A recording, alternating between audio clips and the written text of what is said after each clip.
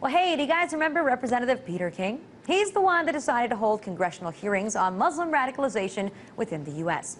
Hearings that not only Muslim groups, but also many of his colleagues in Congress, including his counterpart on the House Homeland Security Committee, oppose and have denounced. Now, the first dealt with radicalization overall. The second, radicalization with U.S. prisons. The third looked to al-Shabaab and its ties to al-Qaeda. And today, King held the fourth hearing, this time citing alarming new developments that he said show a rising and relatively unknown threat to American soldiers.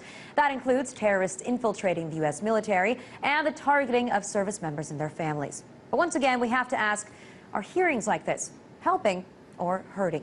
Here to discuss it with me is Christopher Chambers, author of the blog Nat Turner's Revenge and lecturer at Georgetown University. Chris, thanks so much for being here tonight. Thank you. Now, you and I have spoken about this before in the past when these hearings were just getting planned. And at that point, as I mentioned, you had a lot of human rights organizations, civil liberties groups coming out and speaking out against it. And since then, I haven't seen anybody who has really been convinced that they're doing any good. Have you? No, I haven't. I mean, the inside the Beltway media has really ignored it because, not because they are, against Peter King, is that they know this is part of the kabuki opera of, whatever party's in charge. They have to feed raw meat to their constituent. But even beyond that, nobody's really covered this. I mean, probably Keith Ellison, Representative Keith Ellison, weeping at this, who was a Muslim and who was presenting a Muslim war hero, weeping at this, probably got more Freudian slip coverage than Peter King. So nobody's been convinced. But in that sense, do you think that, is it a good thing? Because before, when Peter King first announced that these hearings were going to happen, of course, a lot of what we were afraid of is that this is just only going to help spread Islamophobia, because you're pinpointing one certain segment of the population. So does the lack of coverage make it better because this means that, the flames aren't being stoked and everyone isn't talking about it? Or is it worse because then once again we're covering up what is still a wrong process? I feel worse, and a lot of people inside the media and outside feel the same way. I feel it's worse because basically what's happened is that this is towards a target demographic. It's feeding the raw meat to whatever base he wants to appease. I mean, his own colleagues in his party in armed services, Homeland Security are like, wait a minute, what's going on? But this is his prerogative. He wants to put on a show, but it's bad because, again, the negative light has not been focused because what's been missing here? Any nexus or rational information besides Major Nadal's killing spree, which is a psychological thing, not a political and cultural thing. And then you miss the entire body of evidence put forth by everybody from CBS News, New York Times, NAACP, Southern Poverty Law Center, of extensive right-wing infiltration, skinheads to Klansmen to anti-Jewish, anti-Muslim, Christian proselytization at the Air Force Academy, on the ground with enlisted personnel. None of that stuff gets looked at. Rape and sexual harassment, none of that stuff gets looked at. So when you pull the light off, it pulls the light off of everything. And so he's just out there doing his thing. He does it. He did his damage, and now nobody's talking about it.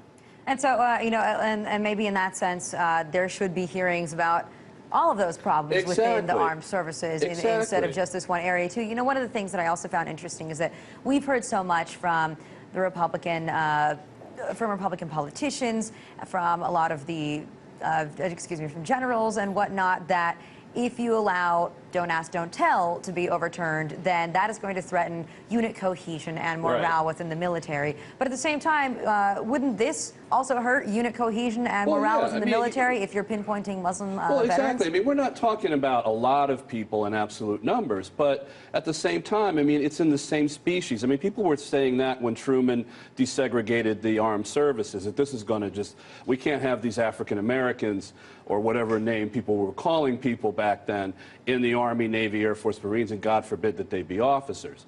We can't have gays doing that. I mean, we're Americans, and I think that Representative King has lost sight of that, trying to find these hobgoblins that aren't there. They might be in terms of the psyches of individual lunatics like Major Nadal, but it's a stupid premise that it's going to affect morale or the chain of command or anything on that level. Well, you know, even law enforcement officials will admit, too, that they've really radically shifted the way that they're starting to try to pursue terrorism cases since 9/11, is that they're looking for a lone wolf, that the problem isn't necessarily some type of radicalization that's widespread within the military. They're looking for a lone wolf. But, you know, for me, too, if you want to talk about the fact that you say, you know, that maybe veterans and their families are being targeted by people, that is a horrible, horrible thing. But why not ask as to maybe we shouldn't be fighting wars everywhere, and, you know, and they end up becoming victims of our foreign policy. There are a lot of chicken and egg arguments here. I mean, you know, there are global arguments that encompass this whole thing. Yeah, maybe we shouldn't be doing on a global scale what we're doing. And then there's another thing. It's a little subtle and it's a little crazy. Is that you've got people who are heroes or just vets that have gotten out or are in the military now. You start focusing a light on them. And I'm not saying that everybody's going to go crazy, but when you start hammering people in their patriotism, I've enlisted, I'm fighting for my country, and then you tell me that I'm a danger because of my religion. Well, I mean, somebody could fall off the edge and say, well, screw you. You know, maybe I will be radicalized. I mean, you know, there is that argument, but Peter King doesn't address that. There's, you know, what he's talking about is, you know, there's the chicken and the egg thing. Are you going to hammer me because of who I am and what I am and tell me that I'm a worthless person even though I'm serving my country? Well, maybe I shouldn't serve my country, you know, and then maybe I should hurt my country. Well, it can go in many different ways, which is why you have to evaluate it from every side. And nobody really brought that up either. Yeah. And you're right, and that hasn't been brought up. Overall, you know, we've been talking about, this has been a topic that's in the news, be it over the Park 51 Center, the Ground Zero Mosque, as people want to call it, is this rise of Islamophobia across the United States. Do you think that has somehow subsided a little bit since the Park 51 chaos has ended, or has it become more normalized? Because now we have stories coming out all the time about, you know, the ACLU complaining that when you look into federal records, if you get a Freedom of Information Act request, you see that the NYPD, you see that the feds are all targeting Muslim communities. Yeah, well, it's calmed down in that the major networks are not covering it. You know, that aspect of not being covered means it's calmed down. Unfortunately, that's what the equivalency is. But in reality, in terms of our culture, our society, politics, no, it hasn't calmed down. This stuff is still going on.